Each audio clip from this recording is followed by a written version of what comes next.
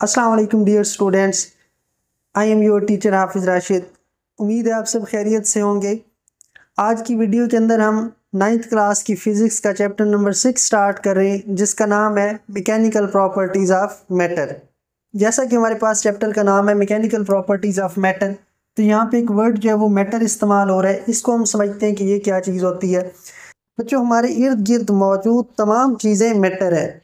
वो तमाम चीज़ें जो कोई ना कोई मैस रखती हों और कोई ना कोई जगह घेरती हों, उन तमाम चीज़ों को मैटर कहते हैं। फॉर एग्ज़ाम्पल, ये हमारे पास बोर्ड मार्कर है, ये बोर्ड मार्कर जो है वो मैटर कहलाएंगे। हमारे पास ये बुक है, ये बुक हमारे पास मैटर कहलाएगी। आप अपने इर्द गिर्द तमाम चीज़ें देखें, यहाँ तक कि आप अपने एक सर का बाल भी ले लें, वो भी किसी जगह पे रखेंगे तो वो कोई ना कोई जगह ज़रूर कवर करेगा।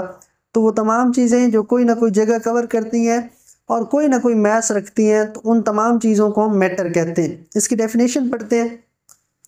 एनीथिंग दैट हैज़ मैस, कोई भी चीज़ जिसका कोई ना कोई मैस हो एंड ऑक्यूपाई सम स्पेस, और कोई ना कोई जगह घेरती हो, इज कॉल्ड मैटर। उसको हम क्या कहते हैं? मैटर कहते हैं। Next, generally matter exist in 3 states. आमतौर पर मैटर हमारे पास 3 हालतों में मौजूद होता है। हमने जो है वो मैटर डेली लाइफ में हम देखते हैं 3 स्टेट्स के अंदर होता है। सबसे पहली स्टेट जो है वो सॉलिड है, दूसरी स्टेट जो है वो हमारे पास लिक्विड है, और तीसरी स्टेट हमारे पास गैस है। अच्छा बच्चों, अभी ये मैटर की तीनों स्टेट्स बनती किस वजह से हैं? ये जो हमारा टॉपिक है डिफॉर्मेशन ऑफ सॉलिड्स, आप बुक के अंदर देखेंगे, बुक के अंदर ये ऊपर पैराग्राफ मौजूद है। ये मैं पैराग्राफ अभी आपको समझा रहा हूँ। इस पैराग्राफ के अंदर एक आध एमसीक्यूज है, इस वजह से आपको ये पैराग्राफ मैं समझा रहा हूँ। इसके अंदर ये बात लिखी हुई है कि ये मैटर की स्टेट्स बनती किस वजह से हैं। हमारे पास जो मैटर की स्टेट्स बनती हैं उसकी वजह अट्रैक्टिव फोर्सेस होती है बिटवीन द एटम्स और मॉलिक्यूल्स। बच्चों, जो एटम्स होते हैं या मॉलिक्यूल्स होते हैं, उनके दरमियान कोई ना कोई अट्रैक्टिव फोर्स होती है। अगर वो अट्रैक्टिव फोर्स इतनी ज़्यादा हो कि वो जो एटम्स या मॉलिक्यूल्स हैं वो एक दूसरे के साथ बिल्कुल जुड़ जाएं। जैसे ये आप समझें कि ये हमारे पास फॉर एग्जांपल 2 एटम्स हैं, इनके दरमियान कोई अट्रैक्टिव फोर्स है और वो उसने इनको एक दूसरे के इकट्ठा साथ जोड़ के रखा हुआ है। तो ये जो स्टेट बनेगी ये हमारे पास सॉलिड स्टेट बनेगी। आप यहाँ पे देखें, हमारे पास ही मैंने एक शक्ल सी बनाई है कि इसके अंदर ये एटम्स मौजूद हैं। एक एटम, दूसरा, तीसरा, चौथा, पांचवा।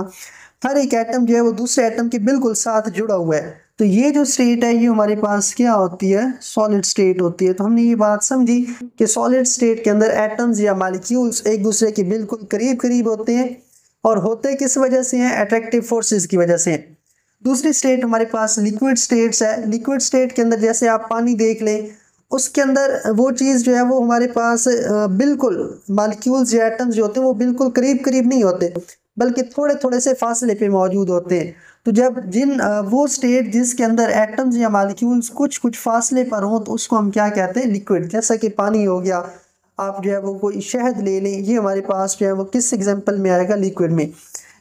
थर्ड स्टेट हमारे पास गैसियस स्टेट है। आपने गैसियस स्टेट के अंदर ये चीज़ देखी होगी, जैसे ही हम सिलेंडर का वाल्व ओपन करते हैं तो गैस फौरन उड़ के बाहर चली जाती है। उसकी वजह ये होती है कि जो एटम्स या मॉलिक्यूल्स होते हैं उनके अंदर अट्रैक्टिव फोर्स इतनी कम होती है कि एक एटम को दूसरे एटम को छोड़ना मुश्किल नहीं होता, बल्कि एक एटम बिल्कुल आसानी से दूसरे एटम को छोड़ के उड़ के चला जाता है। तो ये जो स्टेट है वो हमारे पास किस वजह से है? गैसियस स्टेट से। बस आपने ये बात इसमें याद रखनी है कि ये जो तीनों स्टेट्स हैं, चाहे लिक्विड है, गैस है और सॉलिड स्टेट है, ये बनती किस वजह से? अट्रैक्टिव फोर्स से। Generally matter exist in 3 states. हमारे पास 3 स्टेट्स होती हैं, solid, liquid and gas. These states are due to attractive forces. और ये स्टेट्स होती किस वजह से हैं? अट्रैक्टिव फोर्सेज की वजह से। किसके दरमियान? बिटवीन द एटम्स और मॉलिक्यूल्स। एटम्स या मॉलिक्यूल्स के दरमियान जो अट्रैक्टिव फोर्स होती है उसकी वजह से स्टेट्स हमारे पास बनती है, सॉलिड, लिक्विड एंड गैस। हमारे पास फोर्थ स्टेट होती है प्लाज्मा, लेकिन वो यहाँ पे इंक्लूड नहीं है इस चैप्टर के अंदर। जब वो आएगी तो इंशाल्लाह उसको भी डिटेल के अंदर हम डिस्कस करेंगे। अच्छा जी, इस चैप्टर का हमारे पास पहला टॉपिक है डिफॉर्मेशन ऑफ सॉलिड। अभी डिफॉर्मेशन ऑफ सॉलिड से बच्चों क्या मुराद है, ज़रा बात को समझ लें। ये हमारे पास एक बुक है, आप इस बुक के ऊपर फोर्स लगाते हैं। जैसे ही हमने फोर्स लगाई, पहले बुक की ये शेप थी, मैं यहाँ से एक एक्सटर्नल सोर्स हूँ फोर्स लगाने का। जैसे ही मैंने इस पर फोर्स लगाई, कोई एक्सटर्नल फोर्स, तो इसकी शेप चेंज हो गई। तो जब भी फोर्स लगाने से, एक्सटर्नल फोर्स लगाने से किसी बॉडी का वॉल्यूम चेंज हो जाए, लेंथ चेंज हो जाए या शेप चेंज हो जाए, मींस दैट उसकी किसी भी चीज़ में तब्दीली आ जाती है, तो इसको हम डिफॉर्मेशन कहते हैं। यहाँ से अभी हम इसकी डेफिनेशन पढ़ते हैं। The change in length, length के अंदर जो तब्दीली आ जाए, वॉल्यूम के अंदर तब्दीली आ जाए या फिर शेप के अंदर तब्दीली आ जाए। When an external force is applied to a body, जब हम किसी भी बॉडी के ऊपर एक्सटर्नल फोर्स लगाएं, बाहर से कोई फोर्स लगाएं, तो इसको हम क्या कहते हैं? डिफॉर्मेशन कहते हैं। एग्जाम्पल्स अभी इसकी कौन कौन सी हैं? द एक्सटेंशन और compression of a spring due to an external force, किसी भी एक्सटर्नल फोर्स की वजह से स्प्रिंग के अंदर जो खिंचाव आता है या स्प्रिंग जो है वो इकट्ठा हो जाता है, इसको हम क्या कहते हैं? डिफॉर्मेशन कहते हैं। आप एक स्प्रिंग लें और स्प्रिंग को दूसरे हाथ से पकड़ के जो है वो खींचते जाएं, तो ये उसके अंदर एक्सटेंशन आ जाएगी, क्योंकि आप बाहर से फोर्स लगा रहे हैं, और जैसे ही आप फोर्स छोड़ेंगे वो अगेन अपनी जगह पे वापस आ जाएगा। फिर आप क्या करें? फोर्स लगाएं और उसको इकट्ठा कर दें, तो ये कंप्रेशन है। तो ये भी फोर्स लगाने से उसकी शेप के अंदर चेंज आया है। तो ये हमारे पास है द एक्सटेंशन और कंप्रेशन ऑफ स्प्रिंग, स्प्रिंग की एक्सटेंशन या compression due to external force. किसकी वजह से चेंज आता है? एक्सटर्नल फोर्स की वजह से। अच्छा बच्चों, जैसे ही हम स्प्रिंग के ऊपर से एक्सटर्नल फोर्स खत्म करेंगे ना, वो स्प्रिंग पहले वाली शेप के अंदर वापस आ जाएगा। आफ्टर रिमूविंग द फोर्स, जैसे ही आप फोर्स को रिमूव करेंगे, the spring comes to its original shape, spring जो है वो ओरिजिनल शेप के अंदर आ जाएगा या साइज के अंदर वापस आ जाएगा। दूसरी एग्जांपल है स्ट्रेच्ड रबर स्ट्रिप और band changes its shape and size due to an external force. तो जो आपको ये एक रबर लें और रबर लेके जो है वो उसके ऊपर कोई ना कोई फोर्स लगाएं, जैसे ही आप फोर्स लगाएंगे ना, वो रबर जो है वो या तो खिंच जाएगा, और जैसे ही खिंचेगा तो वो खिंच किस वजह से रहा है? आपके एक्सटर्नल फोर्स की वजह से उसके अंदर एक्सटेंशन आ रही है। और जैसे ही आप उस फोर्स को ख़त्म करेंगे, वो स्प्रिंग वो रबर जो है वो अगेन पहले वाली जगह पे वापस आ जाएगा। तो ये भी उसके अंदर फोर्स लगाने से चेंज आया, तो इसको भी हम डिफॉर्मेशन ही कहेंगे। स्ट्रेच्ड रबर स्ट्रिप और बैंड चेंजेस इट्स शेप, जो रबर स्ट्रिप होती है या बैंड होता है, ये अपनी शेप को जो है वो चेंज करता है due to an external force. किसकी वजह से? एक्सटर्नल फोर्स की वजह से। व्हेन फोर्स इज रिमूव्ड, जब हम फोर्स को रिमूव करेंगे, the strip comes to its original shape, जो स्ट्रिप होगी वो असल हालत के अंदर वापस आ जाएगी। तीसरी एग्जांपल है when a tennis ball is hit by a racket, the ball and racket both are deformed. अच्छा बच्चों, बात को समझिएगा। आपकी बुक के अंदर जो है वो एक एग्जांपल दिखाई गई है, आप जरा इस एग्जांपल को देखें। ये हमारे पास एक रैकेट है, ये इसके ऊपर आकर बॉल लग रही है। अगर आप इसको बिल्कुल स्लो करके देखेंगे, तो ये जो धागे हैं ये डिफॉर्म, मतलब ये थोड़े से पीछे हो जाएंगे, इसकी शेप जो है वो चेंज होगी।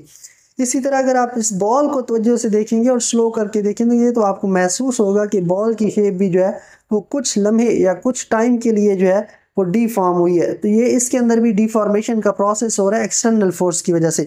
तो थर्ड एग्जाम्पल हमारे पास है when a tennis ball is hit by a racket, जब हम एक टेनिस बॉल को हिट करते हैं रैकेट के साथ, the ball and racket both are deform, ball और रैकेट दोनों जो है वो डिफॉर्म्ड हो जाएंगे। अच्छा बच्चों, ये deformation of solid short question है। यहाँ पे मैंने 3 एग्जांपल समझाई हैं, आप इन तीनों में से कोई एक एग्जांपल कर लें, एक कर लें, 2 कर लें, तीनों करने की कोई ज़रूरत नहीं है। जो बच्चे तीनों कर सकते हैं अच्छी बात है, लेकिन ज़रूरी जो है वो एक ही है, आप एक ही कर लें तो काफ़ी होगा। अच्छा जी, बुक के ऊपर देखें तो साइड के ऊपर जो है वो फॉर योर इन्फॉर्मेशन लिखा हुआ है, इसको भी ज़रा समझिए। एज अ शॉर्ट क्वेश्चन आपने तैयार करना है, शॉर्ट क्वेश्चन और एमसीक्यूज के तौर पे इसको याद रखिए। Some materials such as clay dough or plasticine do not return to their original shape after the removal of deforming force. They are known as inelastic materials.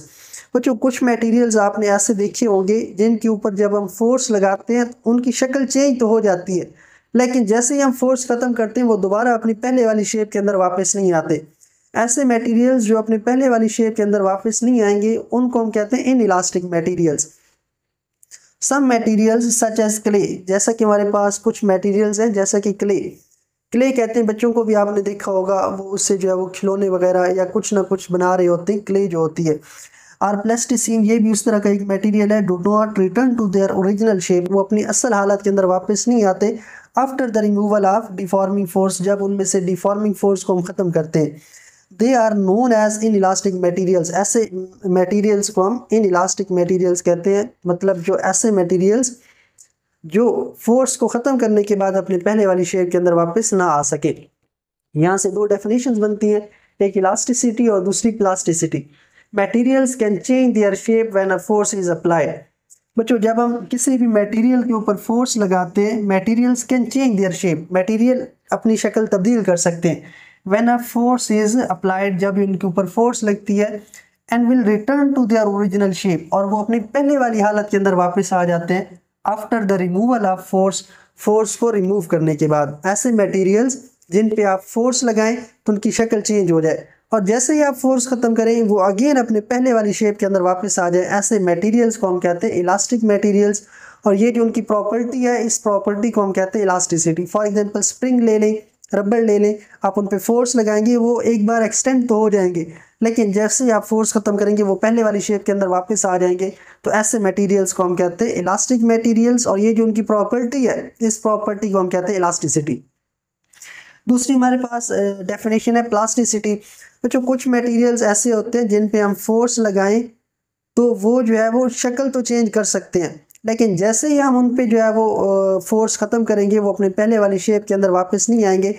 ऐसे मटेरियल्स को कहते हैं प्लास्टिक मटेरियल्स, और ये जो उनकी प्रॉपर्टी है, इस प्रॉपर्टी को हम कहते हैं प्लास्टिसिटी।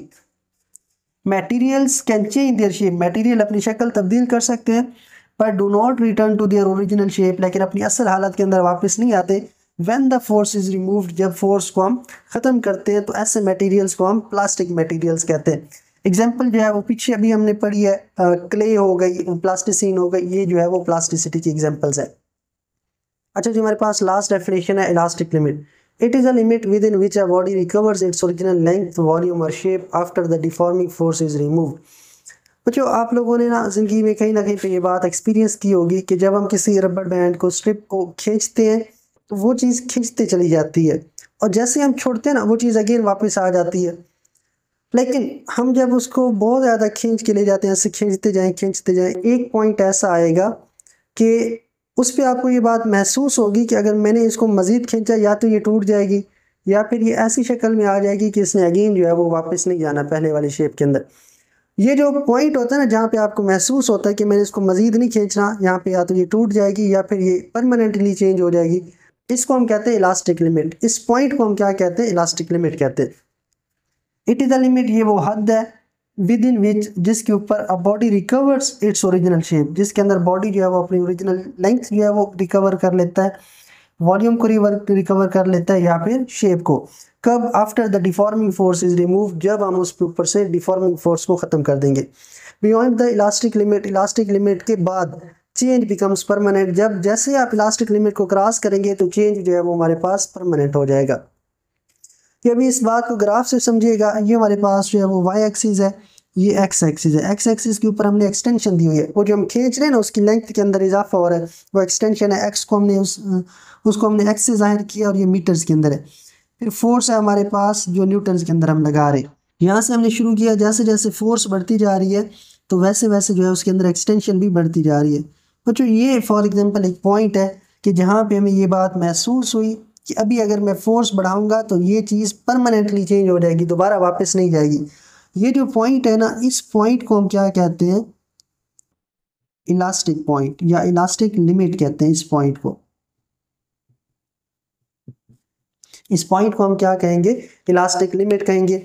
और इस पॉइंट से पहले जो चीज़ है वो सारी की सारी इलास्टिसिटी है, क्योंकि यहाँ पे जैसे ही आप छोड़ेंगे चीज़ ने अगेन उसी शेप में वापस आ जाना है।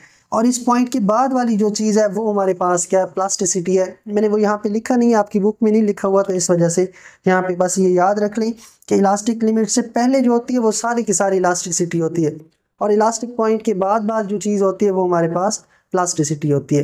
तो ये हमारे पास topic deformation of solids complete हो जाएगा। उम्मीद है आपको ये टॉपिक समझ आ गया होगा। सामने मैंने इसका स्क्रीनशॉट भी लगा दिया है, आप यहाँ से स्क्रीनशॉट भी ले सकते हैं। और अगर किसी बच्चे को PDF के अंदर नोट्स चाहिए या फिर ये टॉपिक के अंदर कोई क्वेश्चन हो तो मेरा व्हाट्सएप नंबर दिया गया, वहाँ पे मुझसे रब्ता कर सकते हैं, या फिर कमेंट बॉक्स के अंदर भी आप पूछ सकते हैं। मिलते हैं नेक्स्ट वीडियो के अंदर, तब तक के लिए अल्लाह हाफिज़।